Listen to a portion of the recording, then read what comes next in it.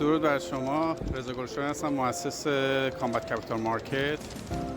امروز با همراه تیمم اومدیم اینجا نمایشگاه اکسپو دبی 2025 تا از نزدیک و به صورت حضوری از تازه‌ترین فناوری‌ها و خدمات مرتبط با بازارهای مالی بازدید کنیم و با شرکت‌هایی که باهاشون ارتباط و تعامل داریم مثل تامین کننده‌های نقدینگی و شرکت مترفود با دیدار و هماهنگی بیشتری رو داشته باشیم.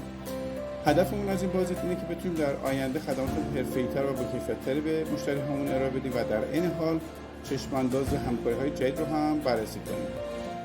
نمایشگاه امسال نسبت به سال‌های گذشته خیلی وسیع‌تر و حرفه‌ای‌تر برگزار شده و امیدوارم سال آینده به عنوان غرفه‌دار در این رویداد بین‌المللی حضور داشته باشیم و بتونیم دستاوردهای کامبت کپیتال رو از نزدیک معرفی کنیم.